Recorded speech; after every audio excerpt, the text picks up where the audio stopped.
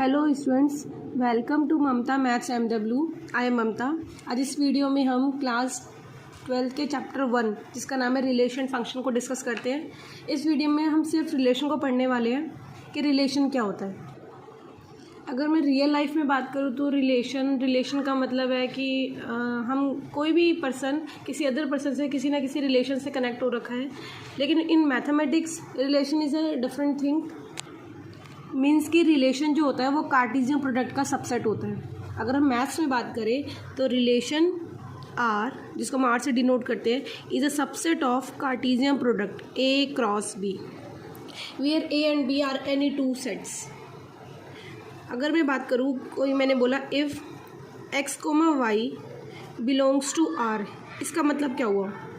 X y belongs to R, इसका मतलब x Y एक जो पेयर है वो आर को बिलोंग कर रहे हैं। इसका मतलब हुआ कि x is related to y. अगर एक्स वाई आर को बिलोंग नहीं कर रहा, नॉट बिलोंग्स टू आर, तो इसका मीन्स क्या हुआ? X is not related to y. Simply relation का मतलब, मैथ्स में रिलेशन का मतलब कोई भी रिलेशन है वो कार्टेशियन प्रोडक्ट का सबसेट होगा। यानी कि रिलेशन के अंदर जो पेयर मिलेंगे आपको वो उसके क्रॉस प्रोडक्ट के सबसेट ही होंगे।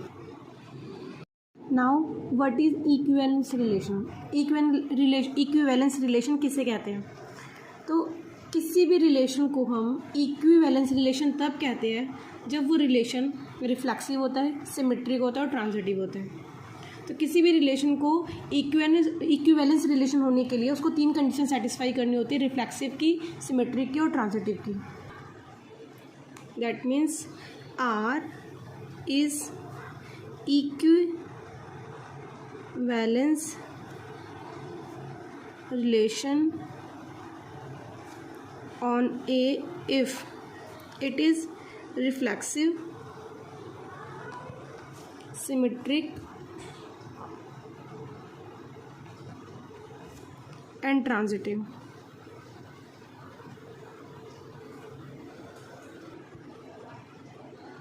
Now reflexive relation, let x belongs to R A.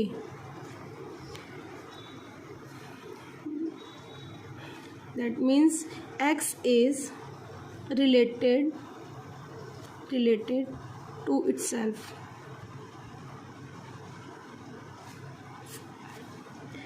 That is x related to x for all x belongs to A.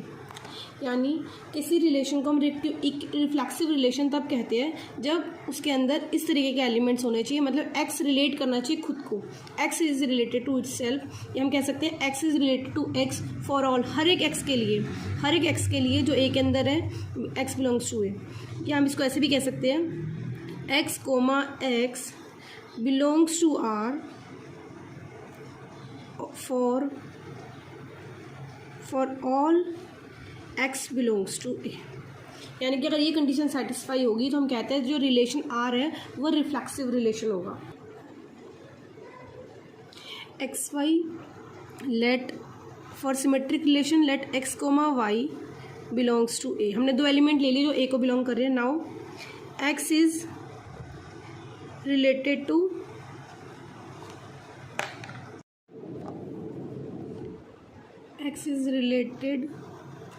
to y, then imply if x is related to y then y is also related to x. अगर x y से relate कर रहा है और y x से relate कर रहा है तब हम उस रिलेशन को बोलेंगे कि वो सिमेट्रिक रिलेशन है। दैट इज, हम इसको ऐसे करके भी लिख सकते हैं x related to y imply y also related to x for all x comma y belongs to A। और इस तरीके से भी एक्सप्रेस कर सकते हैं अब इसको पेयर की फॉर्म में, x comma y belongs to R then y comma x also belongs to R for all x comma y belongs to A। Then इस रिलेशन आर को हम बोलेंगे ये रिलेशन कैसा रिलेशन हो गया, सिमेट्रिक रिलेशन हो गया। अगर वही कंडीशन सेटिस्फाई कर रहा है कि x y belongs to R then y x also belongs to R, तो हम बोलेंगे इस रिलेशन आर को कि रिलेशन कैसा है, सिमेट्रिक रिलेशन है। फॉर ट्रांजिटिव रिलेशन के लिए let x comma y comma z belongs to A. Now x is if x is related to y and y is related to z, x y से relate कर रहा है, y z से relate कर रहा है, then x is related to z। अगर x का रिलेशन y के साथ है, y का रिलेशन z के साथ है, और अगर ये कंडीशन सेटिस्फाई हो जाती है कि x का रिलेशन z के साथ है, तो हम इस रिलेशन को बोलते हैं ट्रांजिटिव रिलेशन।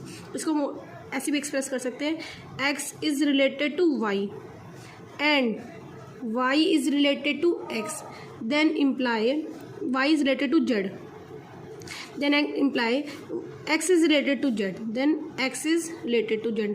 अगर ये कंडीशन सेटिस्फाई हो रही है, इसका मतलब रिलेशन कैसा हो गया, transitive relation. For all x comma y comma z belongs to A. और करके भी हम इसे एक्सप्रेस कर सकते हैं कि पेयर्स की फॉर्म में x comma y belongs to R and y comma z belongs to R, then imply x comma z belongs to R. For all x comma y comma z belongs to A. अगर ये condition satisfy हो रही है, it means relation कैसा है, transitive relation. तो transitive relation proof करने के लिए हम उसको स्टेटमेंट की फॉर्म में भी लिख सकते हैं, ऐसे रिलेशन की फॉर्म में भी लिख सकते हैं, और पेयर्स की फॉर्म में, किसी एक की फॉर्म में हम लिख के एक्सप्लेन कर सकते हैं कि वो ट्रांजिटिव रिलेशन है कि नहीं है।